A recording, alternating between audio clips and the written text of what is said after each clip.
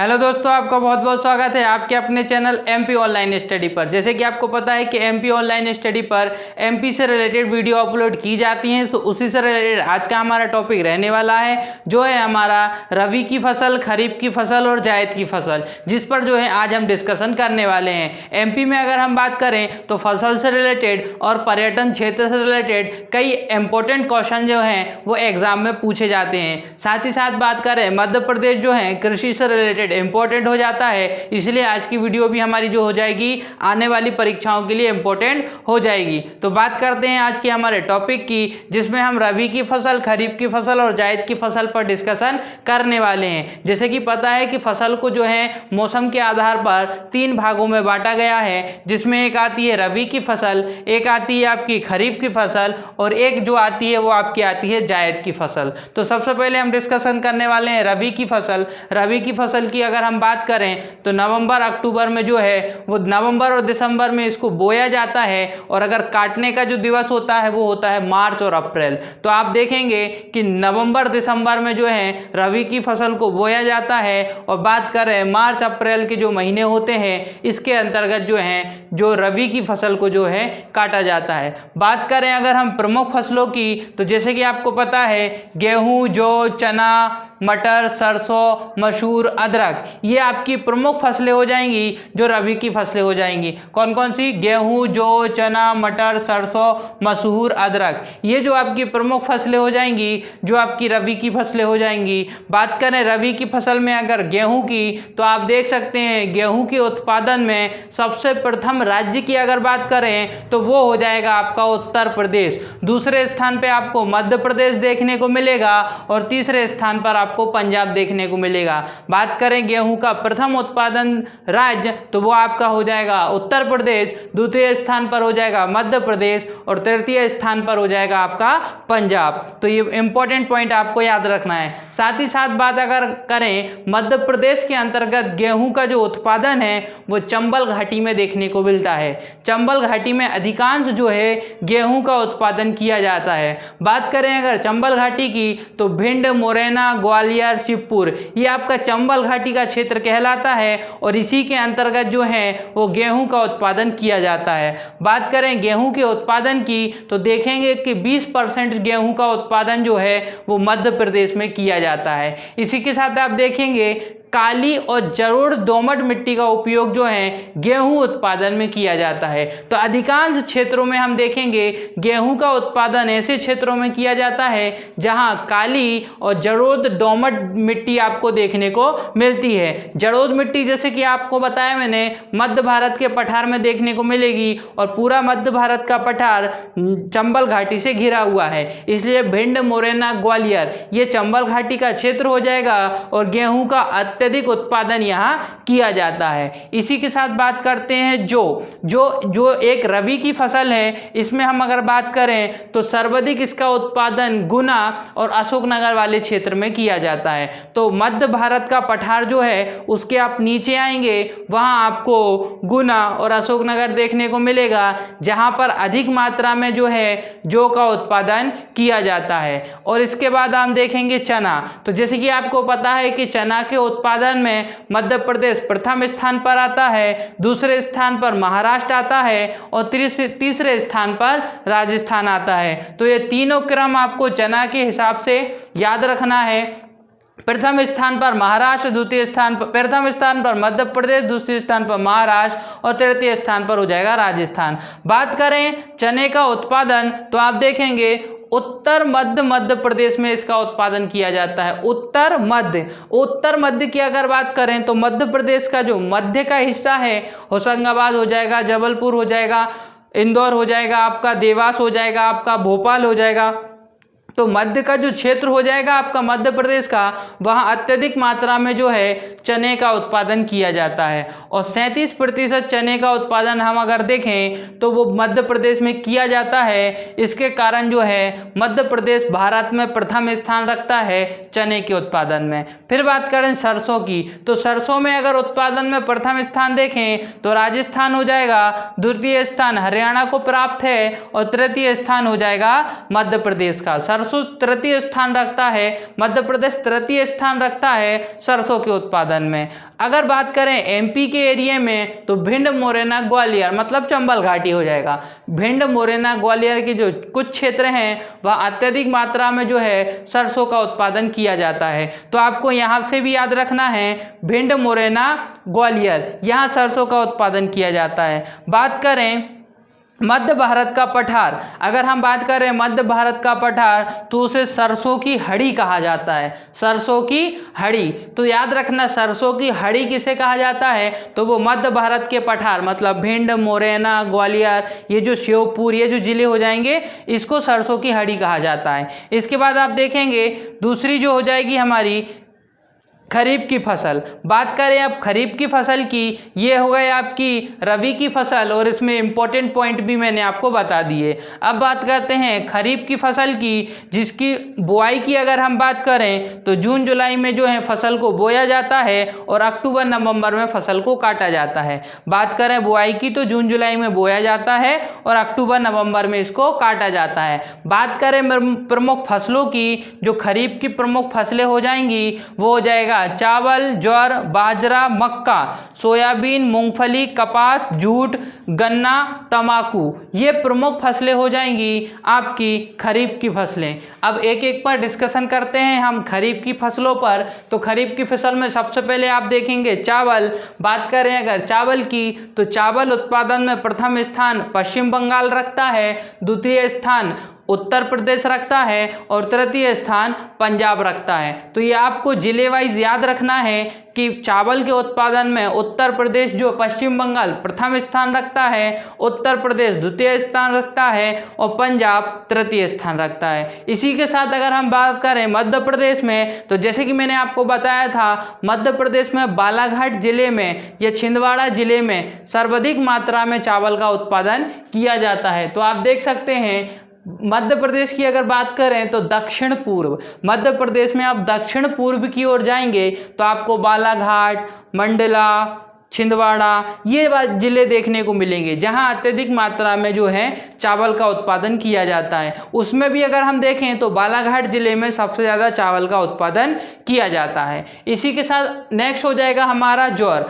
बात करें अगर ज्वार तो ज्वार के उत्पादन में अगर देखें तो महाराष्ट्र प्रथम स्थान रखता है, कर्नाटक द्वितीय स्थान रखता है और तमिलनाडु तृतीय स्थान रखता है। तो महाराष्ट्र प्रथम स्थान हो जाएगा, कर्नाटक दूसरे स्थान पर और तमिलनाडु तृतीय स्थान पर हो जाएगा। फिर बात करते हैं मध्य प्रदेश में अगर आप देखोगे ज्वार का उत्पादन कहाँ किया जाता है तो उत्तर पश्चिम क्षेत्र में। उत्तर पश्चिम क्षेत्र मतलब मंदसौर हो गया आपका, राजगढ़ हो गया, रायसेन हो गया, इंदौर हो जाए, उज्जैन हो जाएगा। ये प्रमुख जो हैं उत्तर पश्चिमी आपको जिले देखने को मिल जाएंगे जहाँ ज्वार का उत्पादन किया जाता है। इसके बाद अगर हम देखें बाजरा, बात करें अगर बाजरा की तो बाजरा के उत्पादन में प्रथम राज्य हो जाएगा राजस्थान, द्वितीय राज्य हो जाएगा उत्तर प्रदेश और तृतीय स्थान हो जाएगा गुजरात। ये तीन प्रमुख जो हैं वो राज्य हो जाएंगे हमारे बाजरा के उत्पादन में। तो इसके बाद अगर हम बात करें मध्य प्रदेश में तो मध्य भारत का पठार, मध्य भारत का पठार मतलब भिंड, मुरैना, ग्वालियर वाले जो क्षेत्र हैं वो मध्य भारत के पठार के अंतर्गत आते हैं और यहाँ अत्यधिक मात्रा में बाजरे का उत्पादन किया जाता है। इसके बाद बात करते हैं मक्का। तो मक्का में आपको याद रखना है पहले स्थान पर हो जाएगा महाराष्ट्र, दूसरे स्थान पर हो जाएगा कर्नाटक और तीसरे स्थान पर हो जाएगा मध्य प्रदेश। तो तीनों क्रम से आपको याद रखना है महाराष्ट्र, कर्नाटक, मध्य प्रदेश। तो इसमें हो जाएगा आपका मक्का। अब मक्के में अगर हम बात करें मध्य प्रदेश में तो मध्य प्रदेश में मक्के का उत्पादन झाबुआ हो गया, रतलाम हो गया, मंदसौर हो जाएगा, धार हो जाएगा और छिंदवाड़ा हो जाएगा। ये प्रमुख जिले आपको देखने को मिलेंगे जहां अत्यधिक मात्रा में मक्के का उत्पादन किया जाता है। इसके साथ नेक्स्ट देखते हैं जो हो जाएगा सोयाबीन। सोयाबीन की अगर बात करें तो सोयाबीन में सबसे ज़्यादा उत्पादन सोयाबीन का मध्य प्रदेश में किया जाता है, जो 51% उत्पादन, टोटल उत्पादन का 51% उत्पादन मध्य प्रदेश में किया जाता है। इसलिए मध्य प्रदेश को जो है सोया स्टेट के नाम से भी जाना जाता है। तो पहले स्थान पर हो जाएगा आपका मध्य प्रदेश, दूसरे स्थान पर हो जाएगा महाराष्ट्र और तृतीय तीसरे स्थान पर हो जाएगा आपका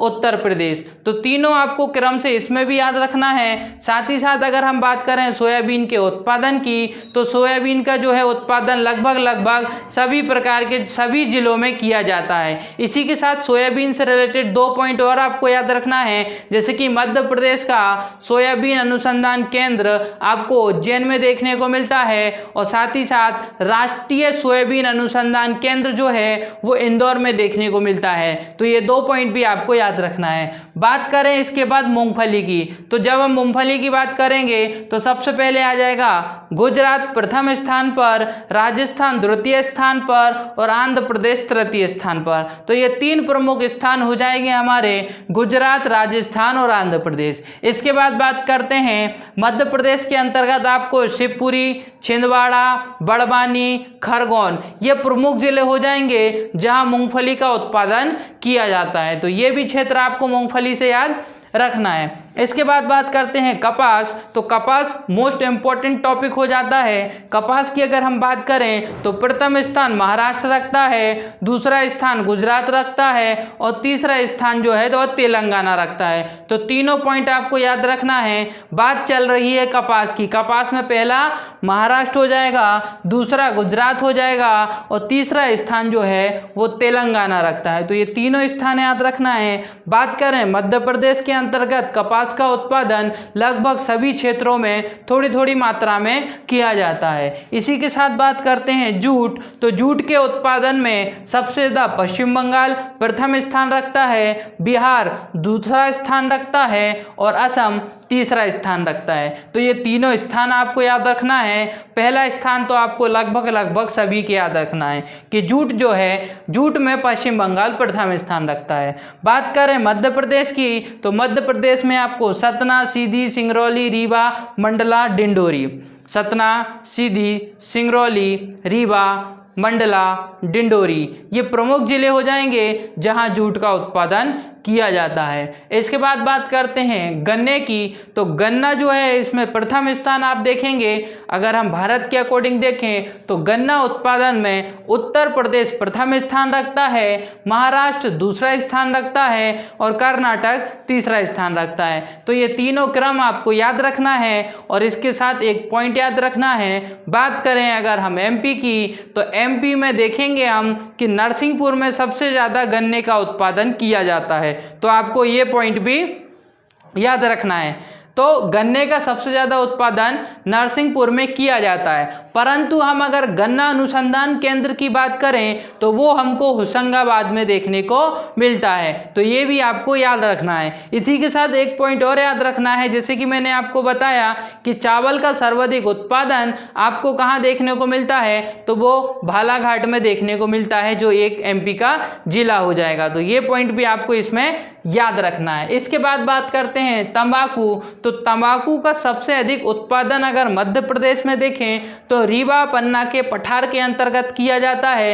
रीवा पन्ना के पठार में भी अगर हम एक पर्टिकुलर एरिया की बात करें तो आपको रीवा में देखने को मिल जाएगा, रीवा, और सर्वाधिक आपको पन्ना में देखने को मिलेगा। तो रीवा और पन्ना, लेकिन दोनों में पन्ना आपको मोस्ट इंपॉर्टेंट याद रखना है कि जब तंबाकू की बात होगी तो रीवा पन्ना का पूरा क्षेत्र आ जाएगा, लेकिन उसमें भी अगर पन्ना जिला जो होगा वहाँ सर्वाधिक मात्रा में जो है वो किसका, तंबाकू का उत्पादन किया जाता है। इसके बाद थर्ड फसल आ जाएगी हमारी जायद की फसल। बात करें जायद की फसल की तो ये पूरे वर्ष में इसका जो है फसल जो है कटती रहती है और बोया जाता है। डिपेंड करता है मौसम किस तरीके का है, वातावरण किस प्रकार का है।